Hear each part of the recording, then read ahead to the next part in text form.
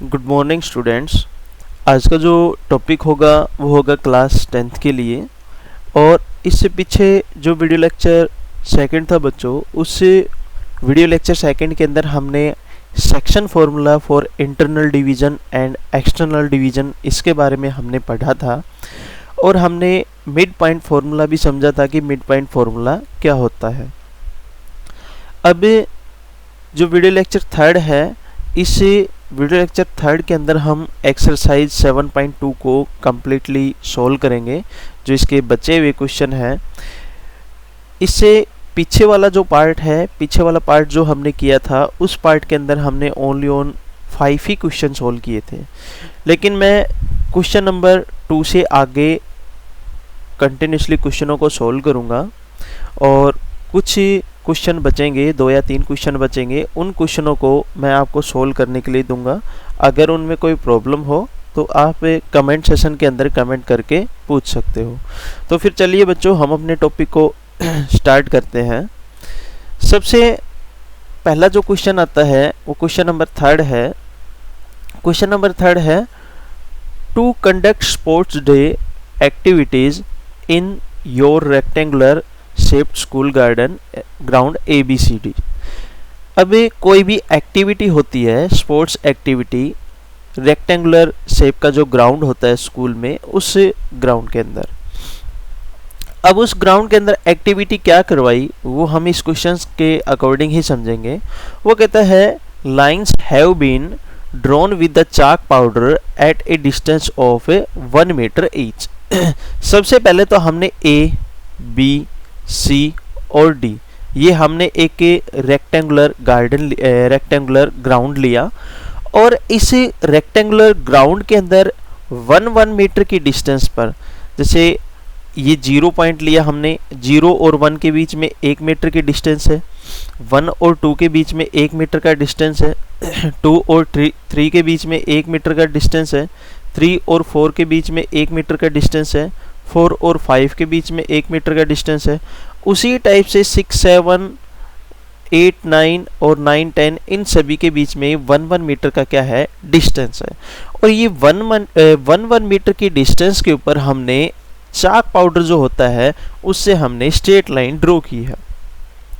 और फिर आगे क्या है क्वेश्चन में, 100 flower pots have been placed at a distance of 1 meter from each other along AD।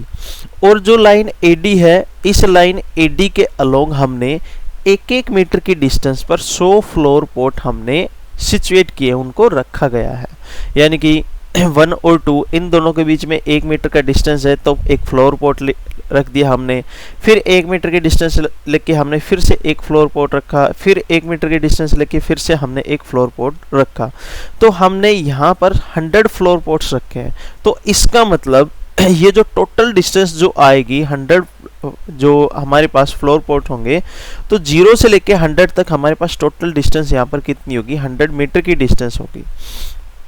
उसके बाद क्या दे रखा है, as shown in the figure 7.12, जैसा कि 7.12 फिगर में शो किया गया है। उसके बाद है Niharika run 1/4 the distance AD on the second line.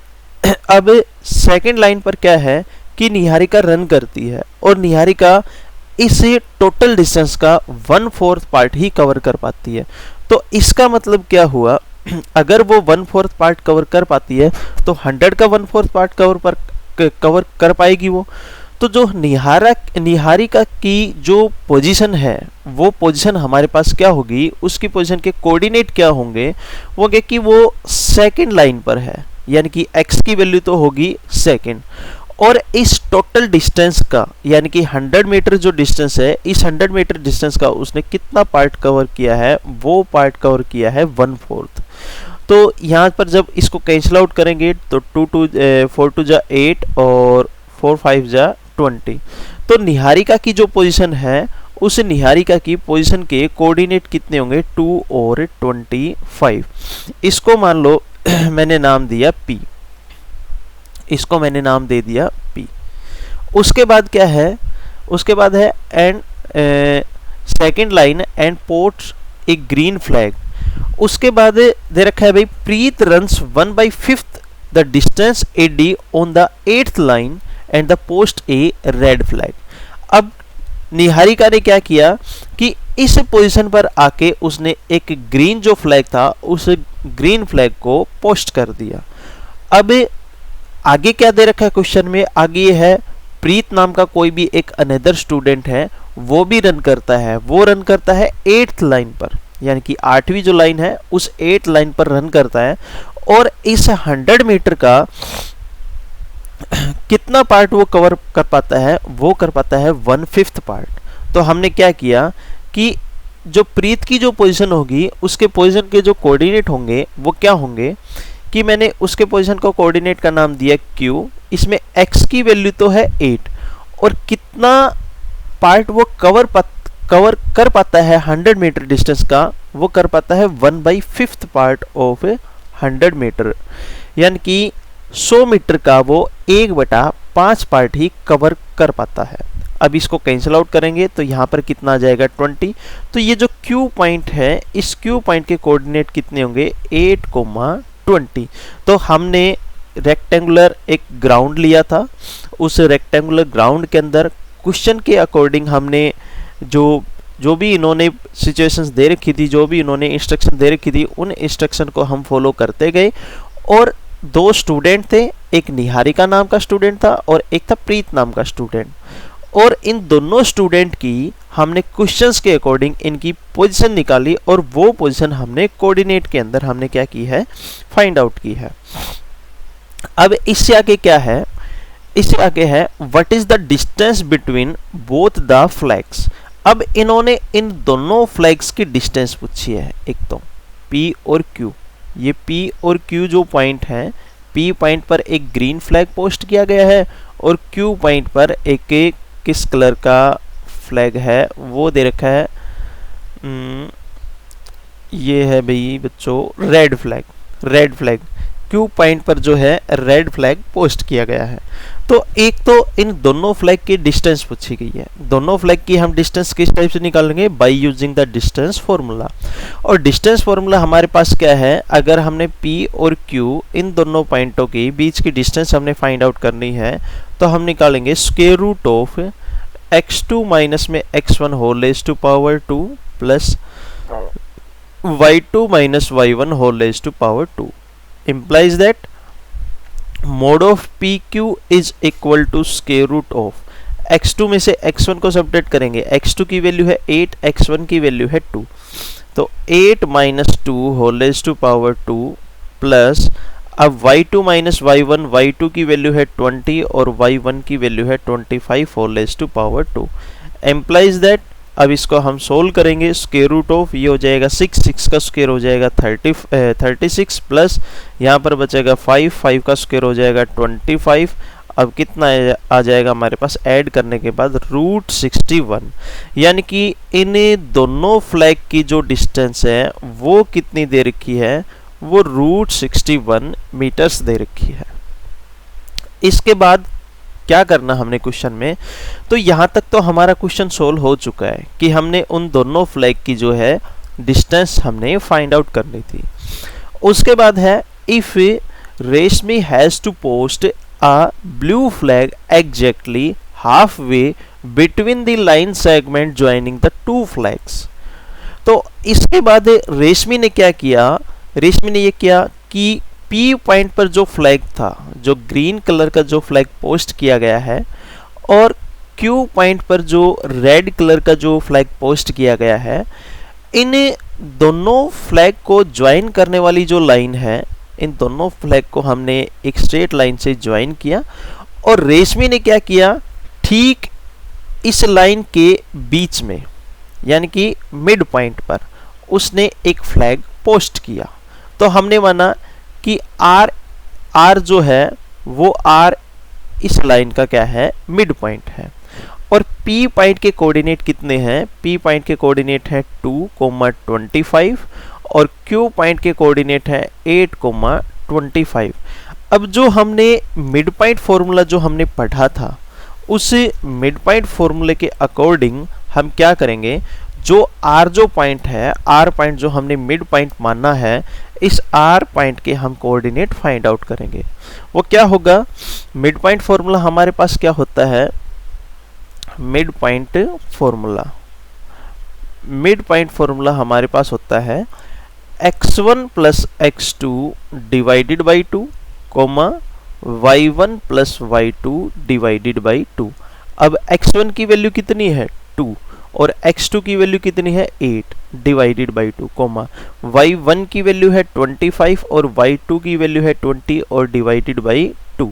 अब इसको सोल्व करेंगे, ये हो जाएगा 10 डिवाइडेड बाई 2 कोमा ये हो जाएगा 45 डिवाइडेड बाई 2।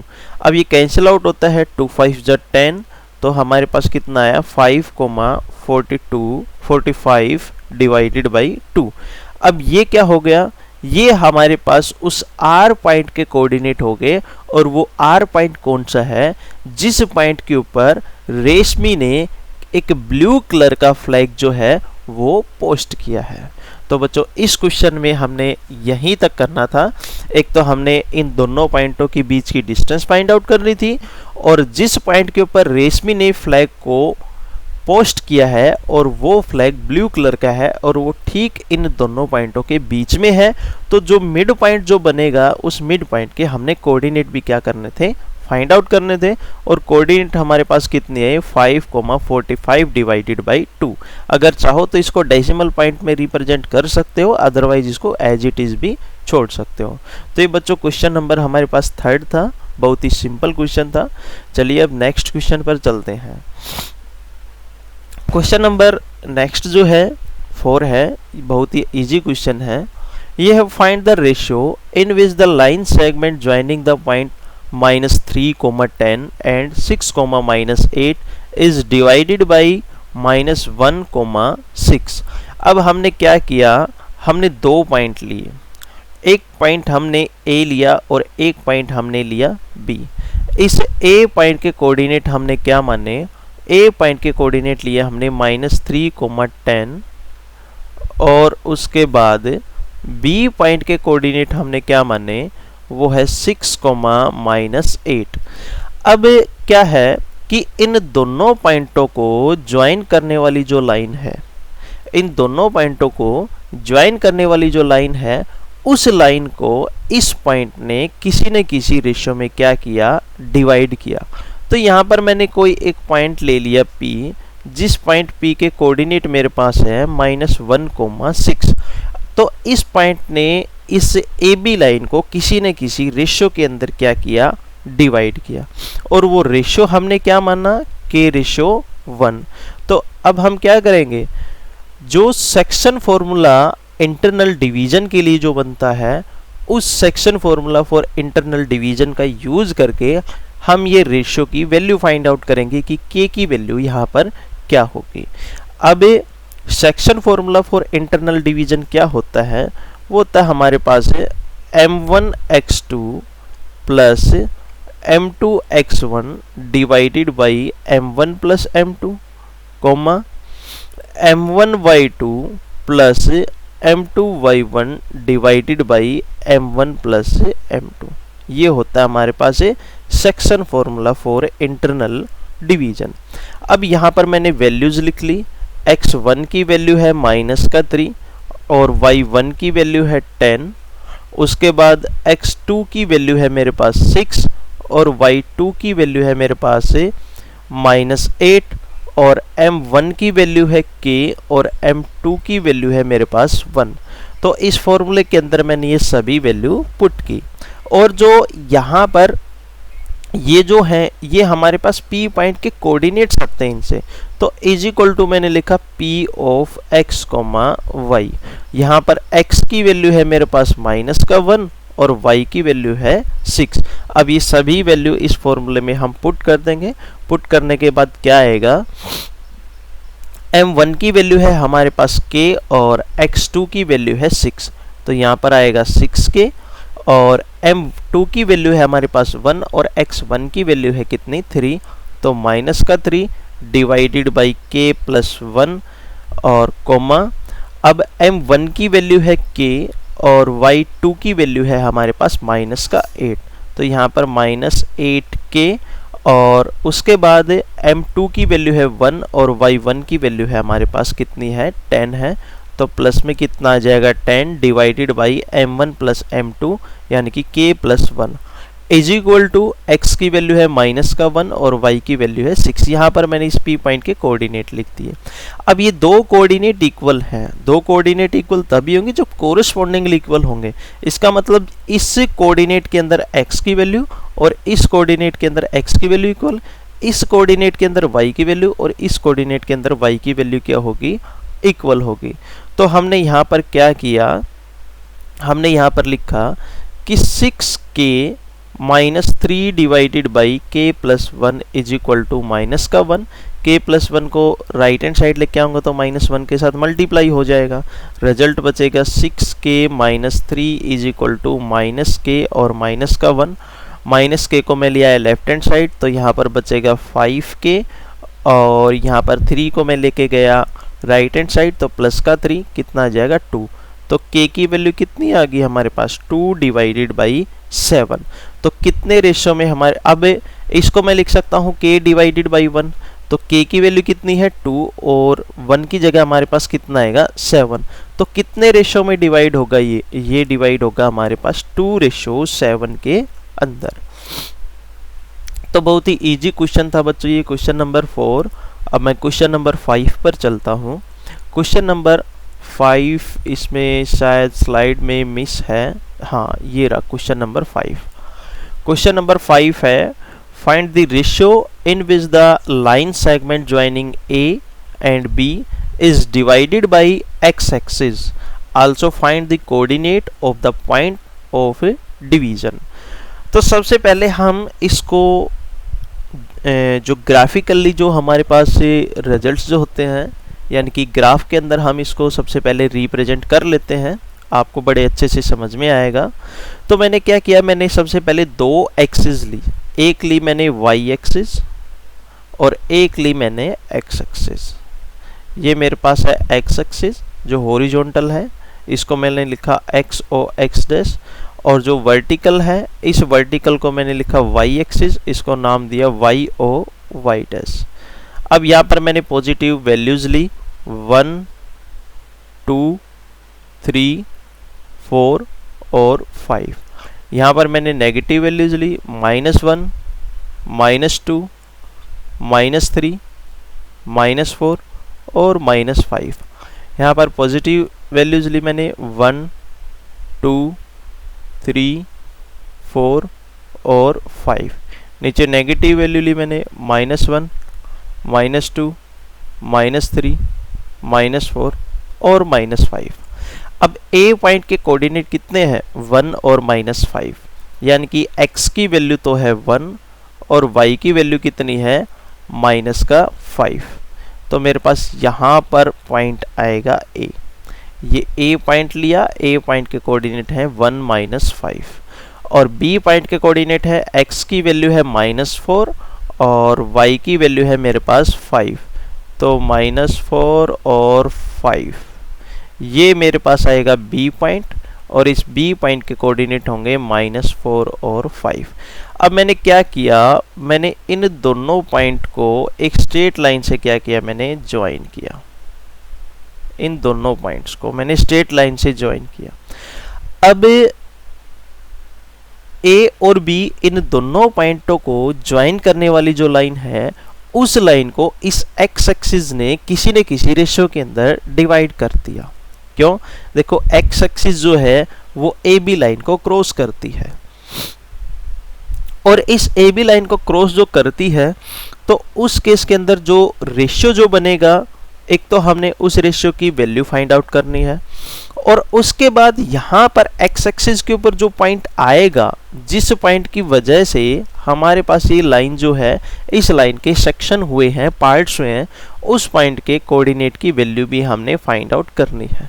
तो हमने क्या किया कि ये 1:k के अंदर क्या होता है, डिवाइड होता है, तो हम वही फॉर्मूला यूज करेंगे फॉर इंटरनल डिवीजन का। वो हमारे पास क्या होता है, P of x, y is equal to m1 x2 plus m2 x1 divided by m1 plus m2, comma m1 y2 plus m2 y1 divided by m1 plus m2। अब m1 की value कितनी है हमारे पास? m1 की value है 1, m2 की value है हमारे पास k, x1 की वैल्यू है -4, y1 की वैल्यू है 5 और x2 की वैल्यू है 1 और y2 की वैल्यू है हमारे पास -5 और x की वैल्यू x ही है, y की वैल्यू y ही है। इसके अंदर हम पुट करेंगे तो रिजल्ट आएगा x, y is equal to m1 की वैल्यू है 1 और x2 की वैल्यू है हमारे पास 1, तो 1 इंटू 1 1 ही बचेगा, प्लस आगे है m2 की वैल्यू है k और x2 की वैल्यू है 1, तो 1 plus k divided by 1 plus k, comma अब m1 की वैल्यू है हमारे पास 1 और y2 की वैल्यू है हमारे पास से -5, तो -5, उसके बाद m2 की वैल्यू है k और y1 की वैल्यू है 5, तो प्लस में 5k डिवाइडेड बाई उसके बाद 1 प्लस k। अब रिजल्ट यहाँ पर क्या यूज होगा? यहाँ पर 1 प्लस k से 1 प्लस k हमारे पास क्या हो जाएगा? कैंसिल आउट हो जाएगा। अब x एक्सिस के ऊपर y की वैल्यू 0 होती है, तो इसका मतलब यहाँ पर तो ये हमारे पास 0 होना चाहिए, हमारे पास यहाँ पर ये 0 होगा।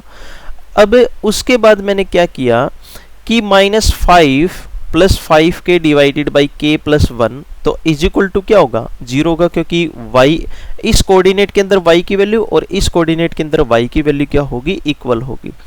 तो मैंने लिखा यहाँ पर -5 plus 5k divided by k plus 1 is equal to 0, k plus 1 को इधर लेके आए तो 0 की इक्वल हो गया। -5 plus 5k is equal to 0, 5k is equal to 5, तो k की वैल्यू क्या आ गई हमारे पास है? 1। k की वैल्यू क्या आ जाएगी? 1 आ जाएगी। उसके बाद क्या है, यानी कि ये 1:1 के अंदर हमारे पास क्या होगा? डिवाइड होगा। अगर 1:1 के अंदर डिवाइड हुआ तो इसका मतलब p हमारे पास तो मिड पॉइंट हुआ, क्योंकि इधर भी रेशियो 1 है और इधर भी रेशियो 1 है। तो मिड पॉइंट फॉर्मूला यूज करके हम इस p पॉइंट जो है, p पॉइंट के कोऑर्डिनेट हम फाइंड आउट करेंगे। और मिड पॉइंट फॉर्मूला क्या होता है? p of x y is equal to x1 plus x2 divided by 2, comma y1 plus y2 divided by 2। x1 की वैल्यू कितनी है? -4 और x2 की वैल्यू है 1 डिवाइडेड बाई 2, कॉमा y1 की वैल्यू है 5 और y2 की वैल्यू है -5 डिवाइडेड बाई 2। तो ये बचेगा -3 डिवाइडेड बाई 2 और कॉमा 0। तो ये हमारे पास p जो पॉइंट है जो x एक्सिस के ऊपर है उसके कोऑर्डिनेट क्या होंगे? -3/2 कॉमा 0। इसके बाद क्वेश्चन नंबर 7 क्या है बच्चों? क्वेश्चन नंबर 7 है find the coordinate of A point A where AB is the diameter of a circle whose center is -2, 3 and B is 1, 4। अब हमने क्या लिया? हमने एक सर्कल लिया, ये हमने सर्कल लिया, ये सर्कल का सेंटर हुआ, O से हमने इसको रिप्रेजेंट किया और इस सर्कल का AB हमारे पास क्या है? डायामीटर है। AB is the diameter of the circle. और सर्कल का जो सेंटर है, एक बार क्वेश्चन को फिर से रीड करते हैं, क्या है? Find the coordinate of point A. A point के कोऑर्डिनेट हमने फाइंड आउट करने हैं, तो ए पॉइंट के कोऑर्डिनेट हमने क्या मान लिए? x, y। उसके बाद है where a b is the diameter. A b हमारे पास डायामीटर है of circle whose centre is 2, -3, यानी कि जो सेंटर O है, इस सेंटर O के कोऑर्डिनेट हैं 2, -3 एंड B, और B पॉइंट के कोऑर्डिनेट हैं 1, 4। अब बच्चों यहाँ पर एक पॉइंट नोट हम ये करेंगे कि अगर O हमारे पास सेंटर है और AB हमारे पास सर्कल का डायामीटर है, तो OB और OA तो हमारे पास रेडियस बनेगी सर्कल की। तो इसका मतलब ओरिजिन जो हुआ, O जो हुआ, जो सेंटर जो हुआ, वो सेंटर हमारे पास इस AB डायमीटर का मिड पॉइंट हुआ। और ऐसा हम सर्कल का जो हमने चैप्टर किया था क्लास 9th के अंदर, उसमें हमने ऐसा पढ़ा था। तो इसका मतलब क्या हुआ कि मैं मिड पॉइंट फॉर्मूला यूज करके इस x और y की वैल्यू जो है वो फाइंड आउट करूंगा। मिड पॉइंट फॉर्मूला क्या होगा कि O पॉइंट के यहाँ पर कोऑर्डिनेट आएंगे और वो कोऑर्डिनेट हम कैसे निकालते हैं, x1 plus x2 divided by 2, y1 plus y2 divided by 2। अब O पॉइंट के कोऑर्डिनेट तो हमारे पास गिवन है 2, माइनस का 3। x1 की वैल्यू मैंने मानी x और x2 की वैल्यू 1 डिवाइडेड बाई 2, y1 की वैल्यू y और y2 की वैल्यू 4 डिवाइडेड बाई 2। अब x की वैल्यू x की इक्वल, y की वैल्यू y की इक्वल, तो x plus 1 divided by 2 is equal to 2, y plus 4 divided by 2 is equal to minus का 3। यहाँ से x की वैल्यू आएगी 2 2 जा 4 और माइनस 1, x की वैल्यू आई हमारे पास 3 और यहाँ पर y की वैल्यू आएगी 3 2 जा माइनस का 6 और माइनस का 4 कितनी आई, माइनस का 10। तो A पॉइंट के कोऑर्डिनेट हमारे पास कितने होंगे, 3, माइनस का 10। अब आज के लिए बच्चों बस इतना ही। इसके 3 क्वेश्चन बचते हैं, 8, 9 और 10। बहुत ही इजी क्वेश्चन है, उनको आपने ट्राई करके देखना है। अगर उन क्वेश्चनों में कोई प्रॉब्लम हो तो आप कमेंट सेशन के अंदर कमेंट करके पूछ सकते हो। तो बच्चों आज के लिए बस इतना ही। Thank you, have A